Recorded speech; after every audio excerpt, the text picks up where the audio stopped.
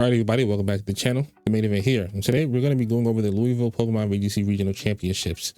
This tournament just concluded this past weekend, won by Andrew Zhang. Today we're going to be using Lab Mouse as the resource because it's not one I think I've used on the channel before, but as you can see, they have a really good breakdown of information, and it goes even deeper, which you'll get to see in a moment. Before we get started, question of the day: would you change Sneasler or leave it as is? The reason that is the question of the day because Sneasler dominated this tournament. So before we look at Andrew's team, I'm gonna go over here, right, to this tab that says Pokemon. So Lab Mouse will give you the usage and win rate of each individual Pokemon, and they'll cut it by number. So the tournament was 753. So because I have this blank, it'll show all the appearances out of the 753 that each Pokemon had. Starting with Sneasler, which had 268 appearances, which is 35% usage, 35% usage. And 52% win rate. Also shows the win rate, and it shows the top placement, right? Because Sneasler ended up winning the tournament. Rillaboom had 250 appearances for 33% usage, 49% win rate. Best placement was 5th, so top 8, but not top 4, and not winning the tournament.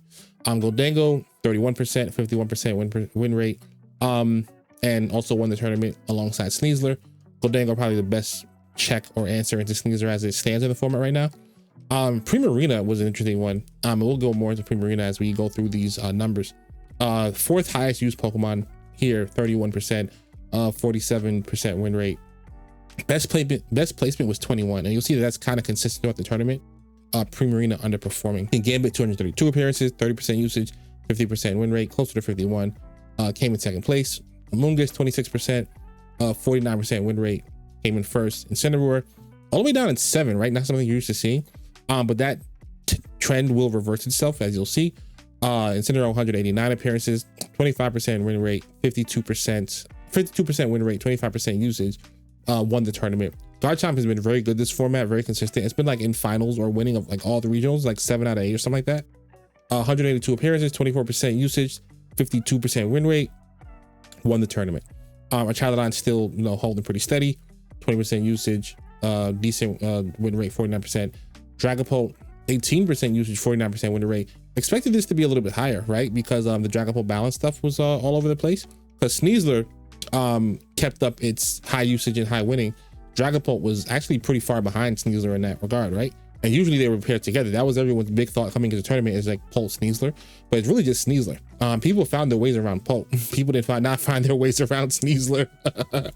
Pelipper, Rain, Dragonite, Nonate, Maushold, Whimsicott, Rain, Porygon.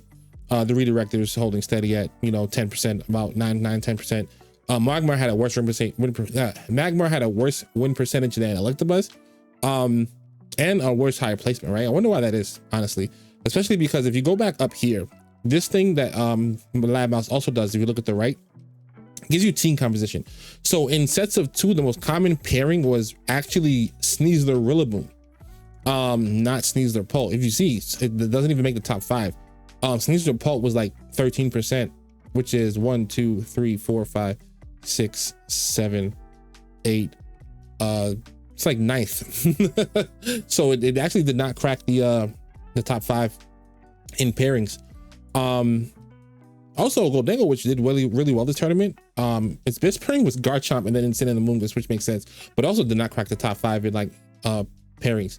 Primarina, Rillaboom, Primarina, a lot of Primarina in this tournament. Again, it did not do well. This also shows you the compositions of 3, which tend to follow the trends of 2, right? So you see Rillaboom, Sneasler, Rillaboom, Primarina, Sneasler, Primarina, and then the sets of 3, it's like the 3 of them together, right? And then the Gambit, because this is mostly like the balance stuff. So Sneasler, Rillaboom, Pult was a top 5 trio. And then Pult was in the 6th best trio as well. Well, 6th most used trio, I should say, not the best. Then you go to 4s, the balance team starts to pull itself together a little bit, you see here. And then if you go to the compositions of 5, you see the Magmar start to pop it because it's the balance core with their redirector. It starts to take shape, as you guys see. This is why I think Lab Mouse is actually really cool. And then when you finalize it, the team tends to pop up as you would expect it to be constructed. So the full balance 6 with either Magmar or Electabuzz. This one had the Magmar, the most common one. The Agati team / Paul Chua team / shout out to, I don't know who the other players' names are, but there was some other players who actually helped build the team prior to them. This squad here was the one that was put together. And here goes the other version of the team, the other balanced version with Electabuzz over Magmar. I guess people just like overheat over Electro Web. The rain screens team that people were worried about, screens, stamina, snarl, probably, health, beat up for your stamina boost, beat up for your rage fist, and then rain to put it all together. So yeah, you see the sixes tend to, yeah, P2, Ursula, Luna, balance, etc. They start to like pull together a lot, though the balance with Dragonite, etc. So you see what I mean? It pulls it together really nicely. It even goes into items here. I know this is like getting really deep, but like Pokesash most used item, Soul Vest second most used, Life 4 53%. This is because a lot of Sneaslers. Soul Vest might have been all the Rillabooms, yeah, because it kind of matches, right? It might matches the usage. Goldengo really likes the Life 4 right now. Citrus Berry, stuff like Amoonguss. Safety Goggles is the Incineroar. So you kind of get the drift of how the information tends to work together. So we're gonna go into more deeper stuff, but I want to look at Andrew's team real quick. So this is the winning team. It's Amoonguss, Incin, Sneasler, Garchomp, Ground, Garchomp, Porygon 2, Ground, Tera, Goldengo. We're gonna go over this couple of things. Just the moves are all pretty standard. His Amoonguss is Tera Fairy, which is not something we've never seen before, but it hasn't been as common in this format. But this really helps against those dragon types, specifically Dragapult, which is the one that's clicking his dragon moves the most, because like Garchomp wants to click his ground moves, Dragonite wants to click like its flying type moves, Terra Blast. Dragapult is the one that wants to click Outrage and Dragon Dance the most, so Amoonguss really helps with that. And realistically, like one Dire Claw isn't going to kill a Tera Fairy Amoonguss anyway, so Dragapult is the real damage dealer in that pairing. The Incineroar is very standard. Ghost, Goggles, Flare Blitz, Knockout, Fake Out, Parting Shot, very standard. You kind of just plug it in, plug and play. He went with the Terra Flying Coaching Sneasler, which I think actually gave him some more versatility with this team, because Sneasler is faster than Garchomp. Garchomp is 102, and then Sneasler is obviously like 120. Yeah. So something that you could do here, you can actually play your Sneasler right next to your Clamorant Garchomp. You could use the Terra Flying Coach, and you can just spam coaching if you need to. And you can't get your attack drop. So now you're actually getting like choice band damage, and then after that you're getting weakness policy damage, and after that you're just getting like absurd +3 damage. You get your defense buffs as well. Garchomp's bulk is already kind of nice with 108 HP and 95 defense, so it just makes it harder to get rid of. Yeah, I think it's just a really good pairing that you can do. I don't know if we got to see him use that strategy on screen, but I'm pretty sure he used it during his run, right? It just makes sense if you have it. Also, the flying not only makes you not weak to your own Garchomp, but opposing Garchomp as well, which is something that's really common in this format. Direct Claw, Close Combat, Coaching for attack. No Fake Out on this set, even though Fake Out was like the most used move of the tournament. Blabmouth also shows moves, which I think we'll get a chance to look at. Clamorant, Chomp, 3 attacks, protect, very standard. Porygon 2, very standard. Porygon 2, Ground over Fighting. Ground probably because it hits Sneasler and King Gambit versus only King Gambit, which makes a lot of sense. Also hits Goldengo, which the fighting type one cannot do. The Goldengo was more of an old school set, and I say it's like the Water Terra one.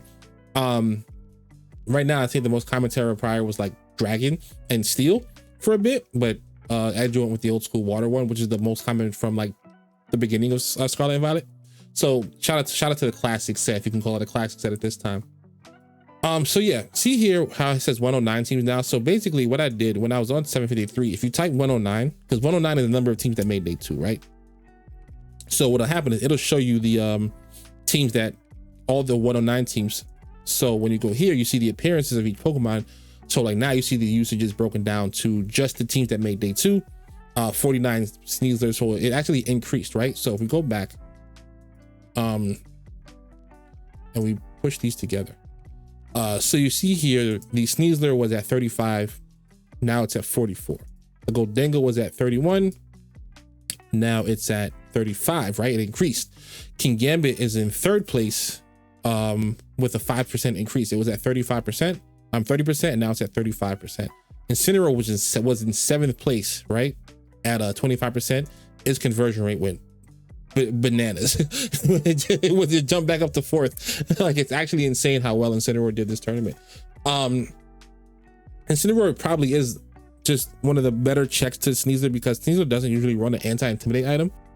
So being able to at least reduce his damage is really, really helpful. Also, you can also slow down the Sneaslers that are not running Fake Out, which is really good, because not all of them are running Fake Out, right? Like Andrew Zhang's, he's not running Fake Out on his. So it's really very helpful in slowing down a lot of the balance cores. Incineroar tends to help balance, but also tends to hurt balance. Amoonguss was 5th in day 2 with 32% usage. And they all kept pretty good win rates. Goldango's win rate was not the best, but it still won the tournament. So take that as you may. Goldango tends to be the best depending on just like the player. Like some Pokemon tend to play themselves. I think like the setup Goldangos have a little bit of a higher skill cap in a sense where like it's really, you have to pick your spots where you're picking to weave in your nasty plots. Which can be hard for some players to do, right? But obviously not for Andrew because he won the whole tournament. Where's Primarina? Primarina is at 31% for day 1. The 4th place in usage. And if we look here, it's way down at 19%, right? It did really bad. Dropping that high is just not something you see a top Pokemon ever do. And the reason being, I think for that is just that, like, can we actually look at Primarina more closely? Oh, we can look at it more closely. Lab Mouse is the GOAT.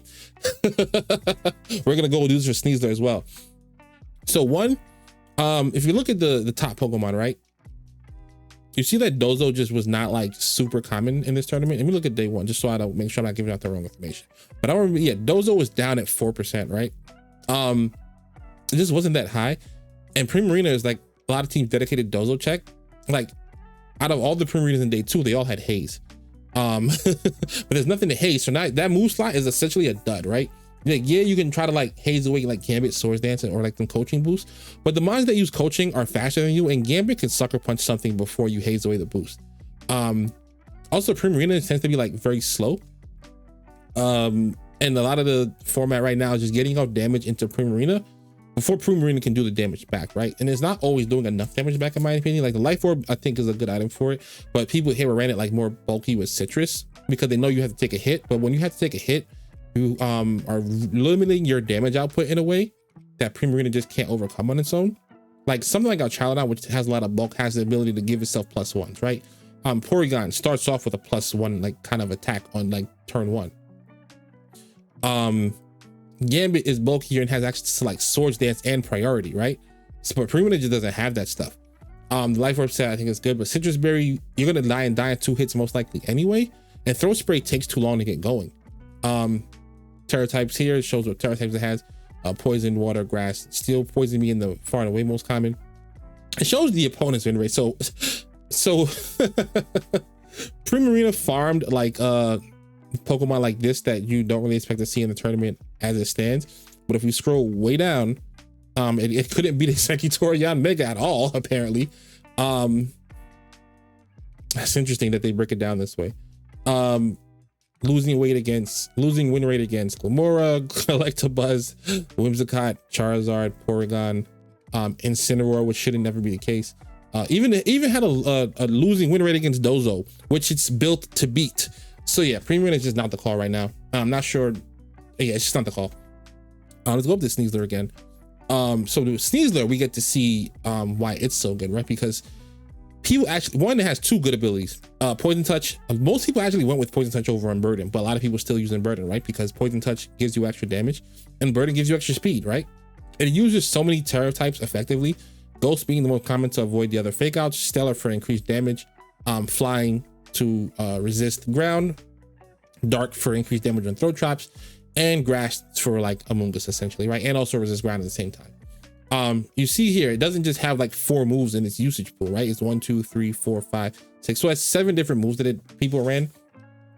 Obviously only one person used acrobatics, so we can technically just say 6, but still, right? So now whenever you're running into a Sneasler, you know it has close combat and Dire Claw 100% of the time, but you don't know if it's going to have fake out, coaching, or protect until you see the team sheet. So whenever that whenever that does pop up, you may have game plans into fake out, protect Sneasler, but maybe you don't have game plans into coaching Sneasler. Maybe you have your Dango as a check. Maybe you don't have answers for throat chop Sneasler, right? It just has different moves that it can throw at you. And even here, look at the different number of items that it ran. Sash by far and away the most common, maybe its best item. Psychic Seed in terrain gives the boost, and it gives you the Unburden on turn 1. White Herb gives you an Unburden after an Intimidate or a close combat.